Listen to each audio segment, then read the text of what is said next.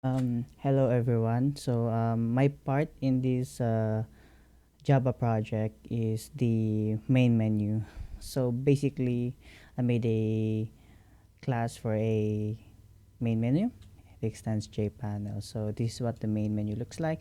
It has a start and a level sections where you can pick the level that you want. These are all the variables I made to be used in the functions. This is the main menu functions itself that is needed. This one shows all the buttons from the level buttons, the start button, and the actual text of the brick game title. I have made also a show menu. Is a basic menu that shows the main menu when you press ESC. If you press the ESC on your keyboard, it shows the menu, and basically a hide menu function, which is the easiest function here because you just set visible the main menu as false. And paid component. This is one of the most important method here in this file as it is responsible for drawing everything, the components, the bolts, the bricks, the letters that you see. This method is responsible for that. Without this method, or it is not just possible. So again, my part in this Java program is the main menu. Hello everyone, my name is Anthony Gabriel Elvictog and today I'll show you what I contributed to the group in OP, Java GUI. So first off, here's what I contributed to the group. The power-ups, pretty proud of these. Made the ball piercing, I made the laser paddle, and I made the ball of fire. Here's the code. The rest of these power-ups aren't mine. Ball clone, paddle speed, paddle growth, those are all my other members. Here's since there's laser, paddle laser, I also changed the laser paddle. And yeah, right here, these parts, I've added these in the paddle Java. I didn't do much in the paddle class. I also helped add some of the audio, which is box hit, win sound, lose sound, and actually wait, no, I didn't do the win sound, lose sound, but I helped add one of the sounds, and then my friends as well just help do the audio. And the next I'll be showing is the game. So be showing you how the game works. So oh, perfect, 2 fireballs. Actually, I think it's better if we choose another level for this. Okay, perfect. So here's one of the power-ups I added: piercing, laser, and then fireball. So piercing, pretty self-explanatory. It will basically pierce through all the bricks until it hits a unbreakable wall, which is the end of the wall basically. So right there, boom. And then if I get piercing, as you can see, boom, it destroys all of the bricks in its path. Next would be fireball. Oh, perfect. It has all my power-ups here. So if I get fireball right here, oh, okay. If I get fireball right here, okay, I might get a game over.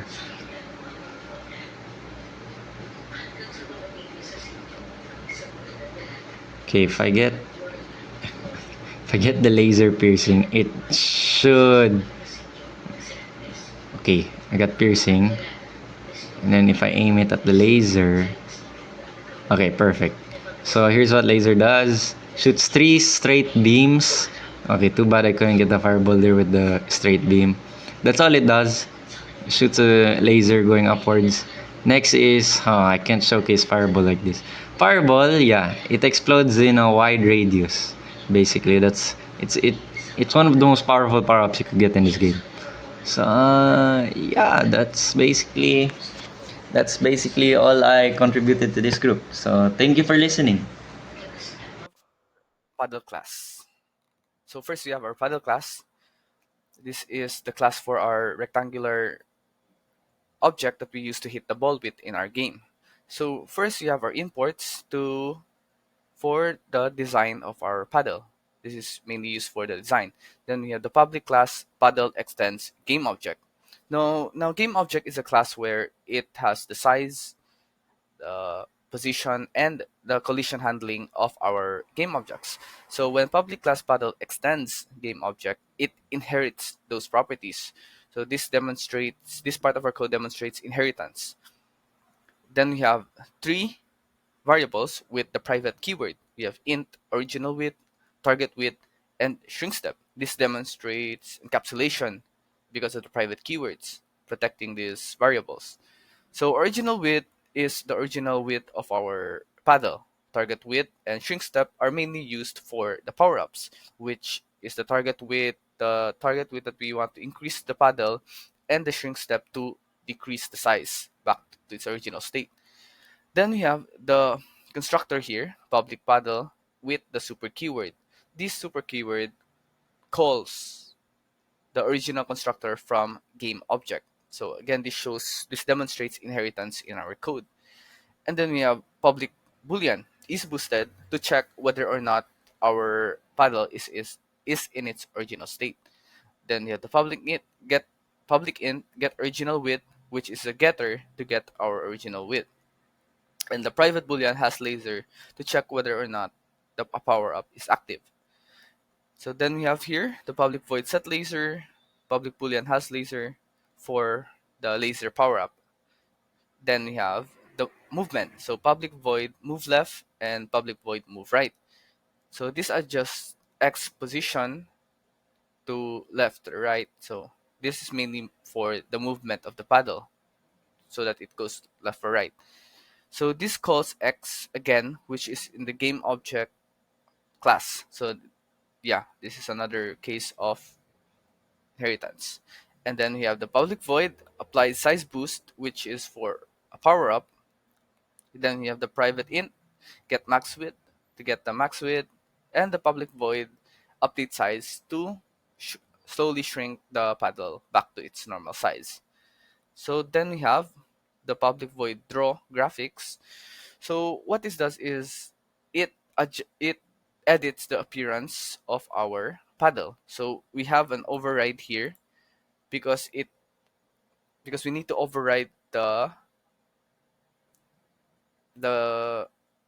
what's this?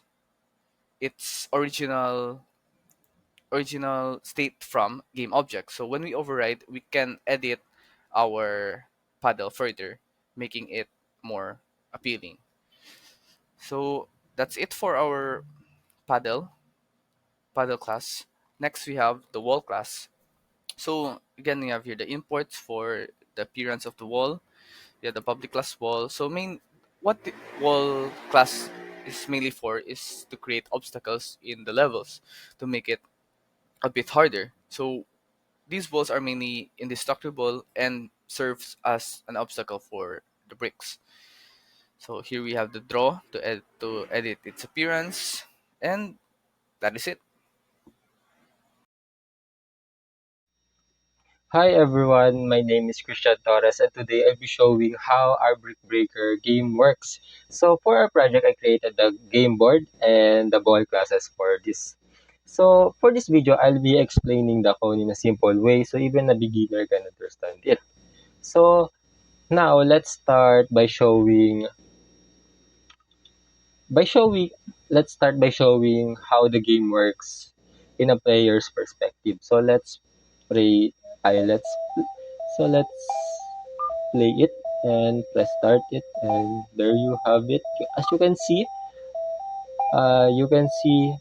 I can control the paddle using mouse, and also I can also control the paddle using a key,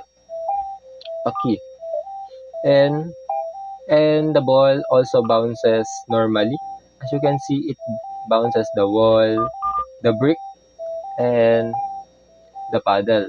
So next, the paddle. As you can see here, the paddle has a normal pattern on it, but if we go to different levels, here we'll go to level 4, and you can see the pattern here is different from before, and that's something is, yeah, parang interesting siya, so hindi boring yung game. So next is let's go with the let's go with the uh, public public game board. So dito ito yung constructor natin. So as you can see here, may sound manager tayo. So yung sound manager natin is para may sound music or may background music and may sound effect yung game natin.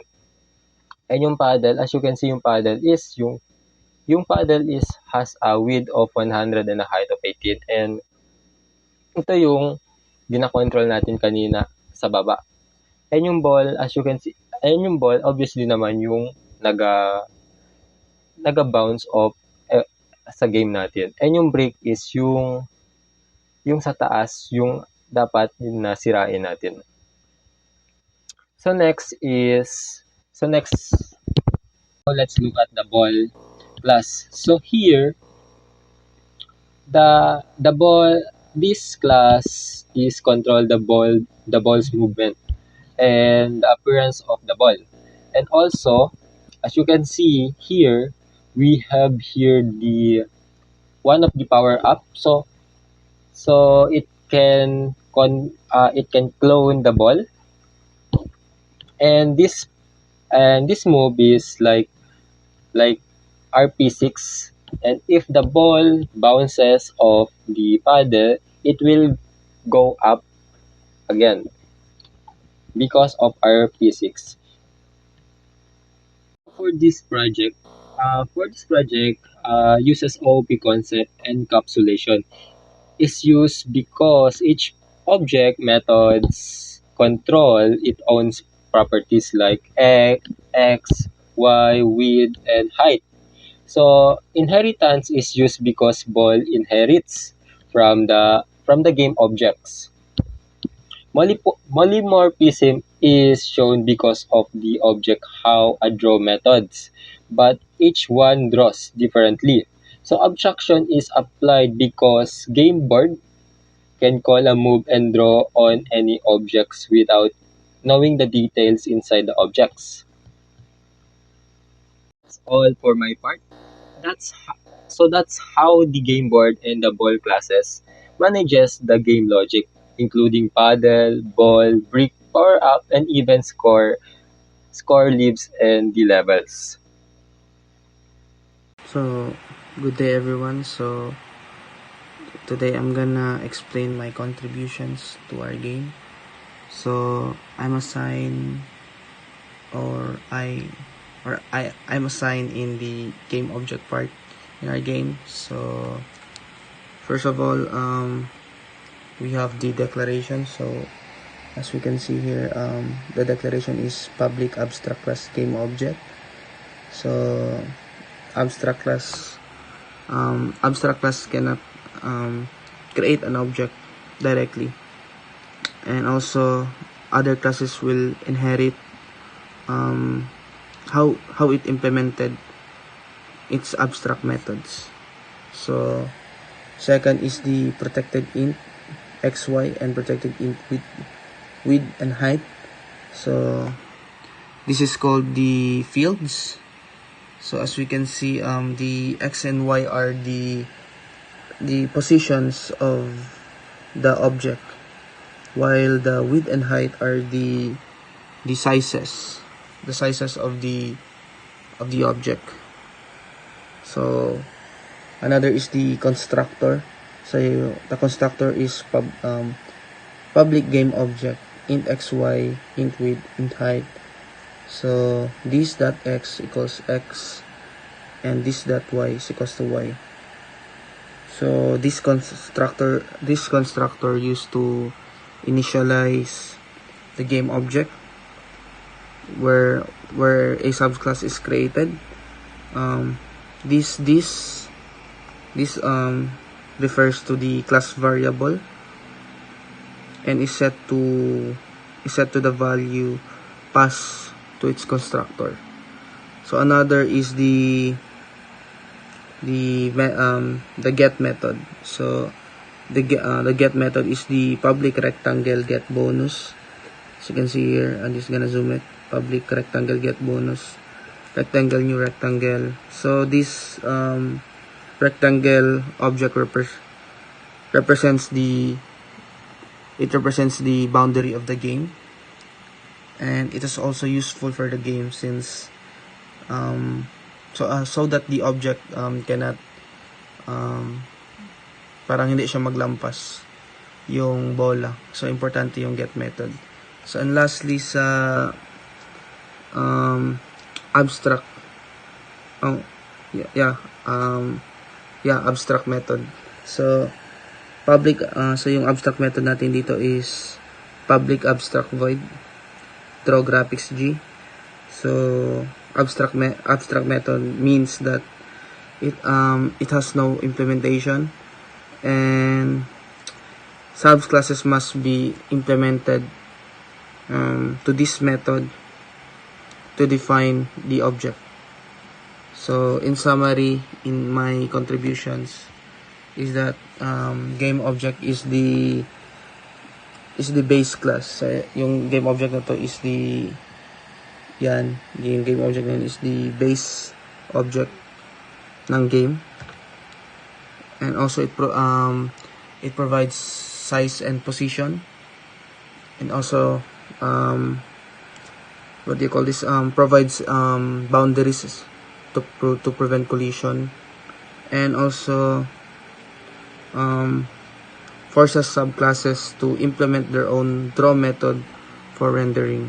So that is all, guys, for my contribution. So thank you.